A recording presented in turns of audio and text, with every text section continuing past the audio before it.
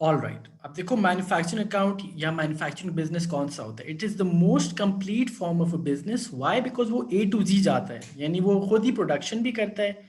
It buys raw materials, convert those into finished goods and then sell these products to the customers. वैसे हमने क्या पढ़ा था, trading business जो होते हैं वो फिनिश्ड गुड्स ही बाय करते हैं और उसी को फिर सेल कर देते हैं। यहाँ पे ये रॉ मटेरियल भी बाय करेगा और उसको खुद ही कन्वर्ट करके प्रोडक्शन करके फिर आगे सेल ऑफ करेगा।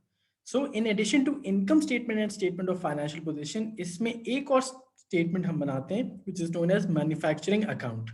और वो कैसे बनेगा, we look into it in a while. अच्छा, अब देखो इसमें कॉस्ट इन मैन्युफैक्चरिंग अकाउंट कौन कौन सी होती हैं? जो हम एडिशनल मैन्युफैक्चरिंग अकाउंट बनाएंगे उसमें कौन कौन सी कॉस्ट इंक्लूड की जाती है, ठीक है। सबसे पहले it's known as prime cost और डायरेक्ट कॉस्ट, ये दोनों एक ही चीज के नाम है।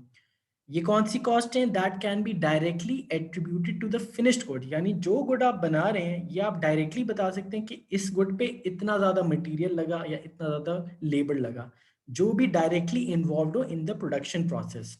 उसकी एग्जांपल्स क्या है? रॉ मटेरियल तो ऑब्वियसली डायरेक्ट कॉस्ट है। हम ये बता सकते हैं कि यार इस फॉर एग्जांपल अगर मैं चेयर बना रहा हूँ तो कितनी लकड़ी लगी है, right.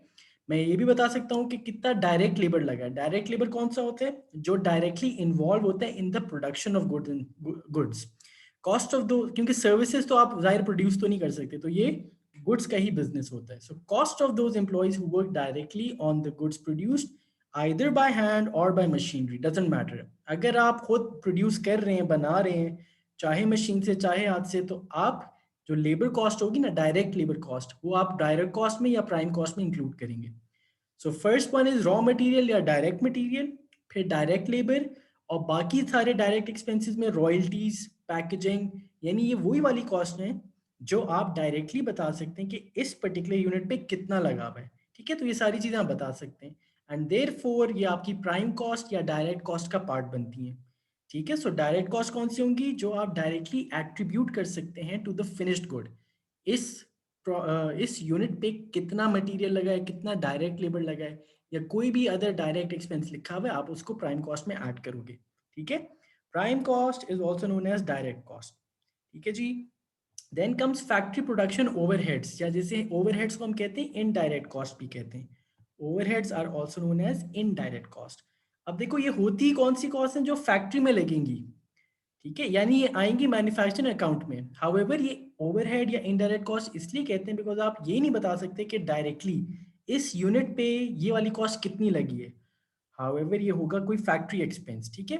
For example wages of supervisors. अब देखो सुपरवाइजर्स कौन होते हैं? सुपरवाइजर्स वो होते हैं जो आपके लेबर को सुपरवाइज कर रहे होते हैं। तो मुबैद मैं ये तो नहीं बता सकता ना कि इस पर्टिकुलर चेयर पे सुपरवाइजर की कितनी तनख्वाह लगी हुई है, क्योंकि supervisor is not producing the good. However ये सुपरवाइजर फैक्ट्री में मौजूद है, इसीलिए मैं इसको मैन्युफैक्चरिंग अकाउंट में जरूर डालूंगा, but under the factory overheads या इनडायरेक्ट कॉस्ट। ये चीजें एक ही हैं, ठीक है। Rent of factory, rent of factory एक लमसम अमाउंट आती है। तो आपने क्या करना है? ये भी नहीं बता सकते कि यार इस पर्टिकुलर चेयर पे कितना रेंट लगा हुआ है, ये भी नहीं बता सकते। देयरफॉर ये इनडायरेक्ट एक्सपेंस है। Electricity of factory, depreciation of plant and machinery, ये सारे जो भी एक्सपेंसेस फैक्ट्री से रिलेट करते होंगे, बट डायरेक्टली आप ये नहीं बता सकते कि प्रोडक्ट्स पे कितना लगा हुआ है, ये आपके फैक्ट्री ओवरहेड्स या इनडायरेक्ट कॉस्ट आ जाते हैं, ठीक है। Is the difference between these two clear? Prime cost and factory overheads. अच्छा, अब आपने ये चीज देखनी है, देखो कुछ एक्सपेंसेस जो होते हैं जो फैक्ट्री से रिलेट करते हैं, आपने डायरेक्टली उसको मैन्युफैक्चरिंग अकाउंट में पोस्ट कर देना है, ठीक है। जो भी फैक्ट्री एक्सपेंस होगा, चाहे डायरेक्ट हो चाहे ओवरहेड हो, आपने कहाँ पे रिकॉर्ड करना है उसको? मैन्युफैक्चरिंग अकाउंट में रिकॉर्ड कर देना है, क्योंकि वो फैक्ट्री से रिलेटेड है। और जो भी ऑफिस या एडमिनिस्ट्रेशन से रिलेटेड एक्सपेंस होगा, आपने उसको सीधा सीधा इनकम स्टेटमेंट में रिकॉर्ड कर देना है। पहला डिफरेंस तो यही क्रिएट हो गया कि मैन्युफैक्चरिंग अकाउंट में आपने सारे expenses related to factory record करने हैं, चाहे डायरेक्ट हो चाहे ओवरहेड हो, ठीक है जी। जो भी एडमिन या ऑफिस स्टाफ से रिलेटेड एक्सपेंस है आपका, वो आपने कहाँ पे रिकॉर्ड करना है? वो आपने इनकम स्टेटमेंट रिकॉर्ड करने। और जो कॉमन होते हैं, कुछ ऐसे होते हैं जो दोनों जगह लग रहे होते हैं, उसको फिर आपने डिवाइड करके दोनों जगह लिखना होता है। अब कैसे डिवाइड कर सकते हैं? फॉर एग्जांपल वो कह सकता है on the basis of floor area, यानी फिर उसमें आपने डिवाइड करना हो। लेट्स से 100 या $1000 का रेंट आया, ठीक है जी, $1000 टोटल रेंट है। वो कह रहे जी 70% जो है या 70 मीटर स्क्वायर वो फैक्ट्री का है, 30 स्क्वायर मीटर जो है वो ऑफिस का है। तो मैं क्या करूंगा फिर, 70/100 मल्टीप्लाई बाय 1000 उसको मैं मैन्युफैक्चरिंग अकाउंट में भेज दूंगा क्योंकि वो फैक्ट्री से रिलेटेड है, और 30/100 करके मैं उसको इनकम स्टेटमेंट में भेज दूंगा क्योंकि वो ऑफिस से रिलेटेड है। ठीक है, नंबर ऑफ वर्कर्स पे डिवाइड करवा सकते हैं कि फैक्ट्री में 10 वर्कर हैं, ऑफिस में 5 वर्कर हैं, तो क्या रेशो बनेगा फिर, 10/15 फैक्ट्री को चला जाएगा और 5/15 आपका इनकम स्टेटमेंट में चला जाएगा। कभी कभी डायरेक्ट परसेंटेज दे देगा, इतना परसेंट आप फैक्ट्री में डाल दो, मैन्युफैक्चरिंग में इतना परसेंट आप, ये किसके लिए, ये कॉमन एक्सपेंसेस के लिए जो फैक्ट्री में भी लग रहे हैं और जो आपके ऑफिस में भी लग रहे हैं। तो आपने फिर किस बेस पे डिवाइड करना है उसको, मैन्युफैक्चरिंग अकाउंट में कितना भेजना है और आपने इनकम स्टेटमेंट में कितना भेजना है। ठीक है, अब इसमें 3 टाइप्स की इन्वेंट्री हम पढ़ेंगे। ठीक है जी, हैं तीनों आपके करंट एसेट्स। रिमेंबर, इन्वेंट्री आपका करंट एसेट होता है। तो एक तो है फिनिश्ड गुड्स जो आप बना लेते हैं, बट सबसे पहले रॉ मटेरियल। इस केस में आपके पास हो सकता है कुछ रॉ मटेरियल की इन्वेंट्री भी हो because you are buying raw material as well. तो एक ये है, दूसरा है वर्क इन प्रोग्रेस की इन्वेंट्री, यानी ये वो गुड्स होंगे जो अभी अंडर प्रोडक्शन है, पार्शियली कंप्लीटेड, यानी अभी रॉ मटेरियल्स कन्वर्ट हो रहे हैं, कुछ उस चीज की इन्वेंट्री होगी, वर्क इन प्रोग्रेस जिसे कहते हैं, और कुछ जो आपने बना लिए होंगे कुछ उसकी इन्वेंट्री होगी। तो ये 3 टाइप्स की इन्वेंट्री आपको इस मैन्युफैक्चरिंग अकाउंट में नजर आएगी। ठीक है, दैट्स अनदर डिफरेंस जो हमने नॉर्मली दूसरे बिजनेस से देखा है। Now comes the format of manufacturing account, if I can zoom, अच्छा चलो बस सही है। नाउ देखो अब आपने करना क्या है, सबसे पहले तो आप अपनी प्राइम कॉस्ट निकालते हैं। प्राइम कॉस्ट क्या चीज है, सारे डायरेक्ट एक्सपेंसेस को ऐड जब करते हैं तो प्राइम कॉस्ट आती है। Name of the business manufacturing account for the year, treatment वैसी ही है। ठीक है जी, सबसे पहले आप रॉ मटेरियल की कॉस्ट निकालना चाहते हैं, बट आपने रॉ मटेरियल के लिए वही काम करना है जो आप फिनिश्ड गुड्स के लिए इनकम स्टेटमेंट में पहले करते आ रहे थे। क्या चीज जी, opening inventory, add purchases, add carriage inwards, less return outwards, less closing inventory. तो बेसिकली मैं देखना ये चाह रहा हूँ, ये जो है ना ब्लैक में figure, cost of raw material consumed, ये है बेसिकली रॉ मटेरियल की कॉस्ट।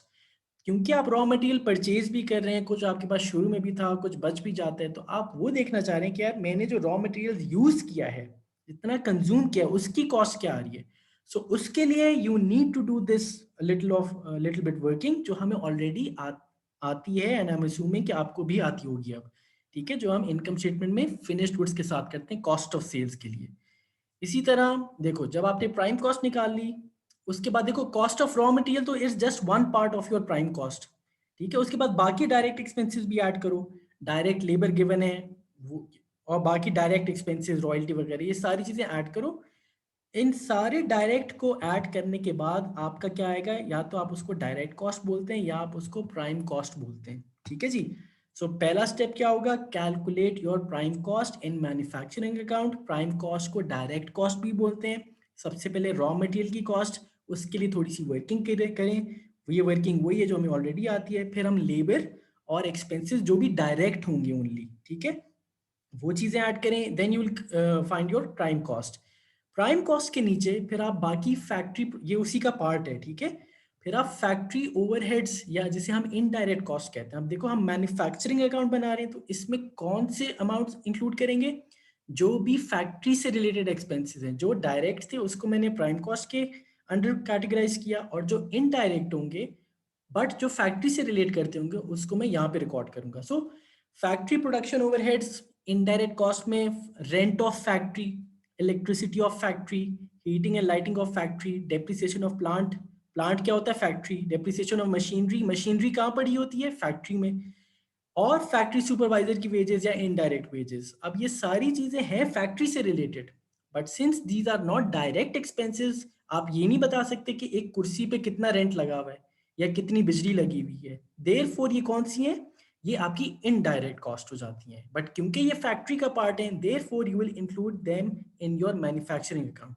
तो फर्स्ट स्टेप क्या था जी, प्राइम कॉस्ट निकालो आप, उसके बाद अपनी ओवरहेड्स को ऐड करो उसी प्राइम कॉस्ट में, यानी अब जब आप ऐड करोगे सारी ब्लू चीज़ों को तो आपके पास टोटल ऑफ कॉस्ट आ जाएगा, डायरेक्ट भी और इनडायरेक्ट भी। फिर आपने एक और काम करना है, opening inventory of work in progress को ऐड करना है, यानी जो साल के शुरू में जिन पे काम चल रहा था वो वाली इन्वेंट्री ऐड करेंगे, closing inventory of work in progress को माइनस करेंगे। व्हाई? बिकॉज ये वो वाली इन्वेंट्रीज है जिस पे अभी तक काम हो रहा है, जो अभी तक कंप्लीट नहीं हुई। So we will subtract the closing inventory of finished work in progress, because ये वो वाले गुड्स हैं जो अभी तक बने नहीं है।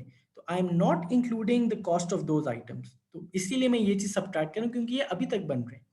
हाउएवर जो साल के शुरू में थे opening inventory work in progress, जो साल के शुरू में बन रहे थे वो ऑब्वियसली इस साल में बन गए हैं, और इसीलिए मैं उसको ऐड कर रहा हूँ। और इसको माइनस इसलिए कर रहा हूँ क्योंकि अभी तक कंप्लीट नहीं हुए। So I need to include only those item जो कंप्लीट हो गए। ठीक है जी।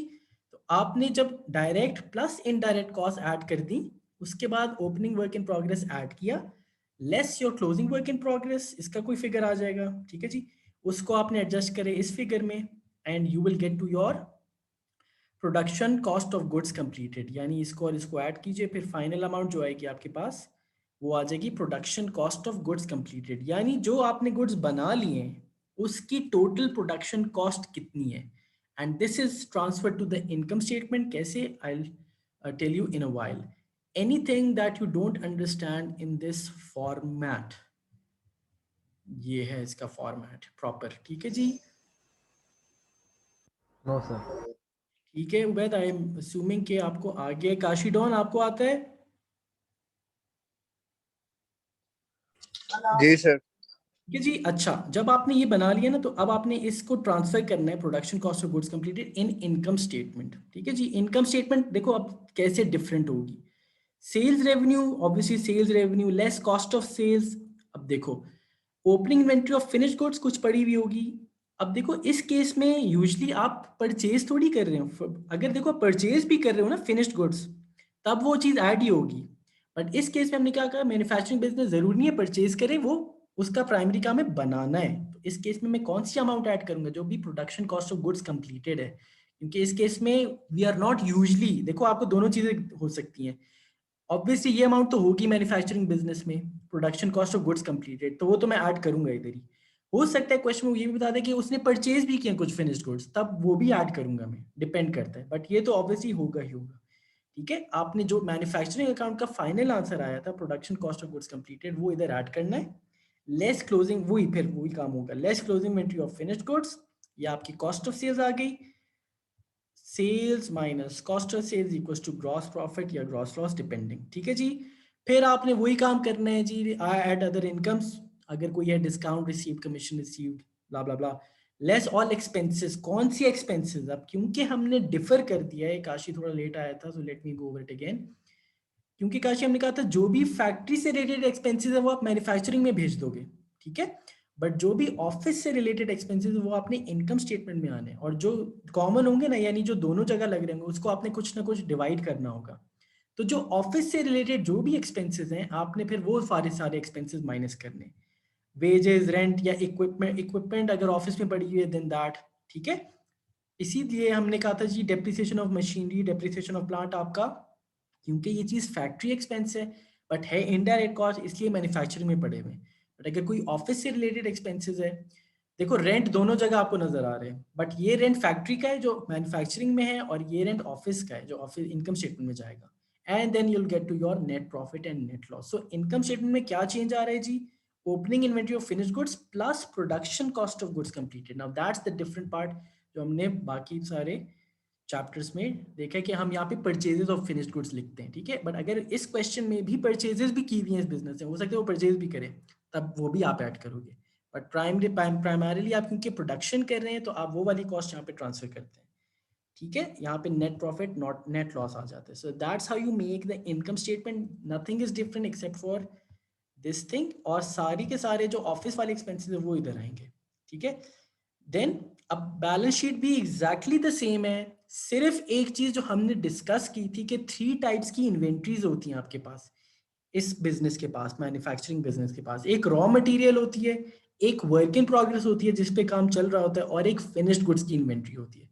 तो when ever you will make your statement of financial position, उसका मैंने सिर्फ एक एक्सट्रैक्ट आपको बना के दिखाया कि जब आप करंट एसेट्स में इन्वेंट्री लिखोगे, इन्वेंट्री 3 टाइप्स की हैं आपके पास, raw material, work in progress, finished goods. बस ये 2 एडिशन हो गई हैं।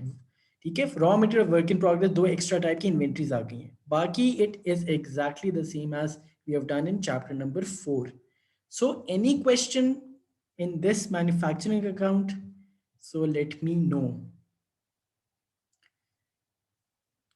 ठीक है काशीश, एनी क्वेश्चन उबैद? कोई चीज़ ना समझ में आई हो, कोई फॉर्मेट, कोई लॉजिक?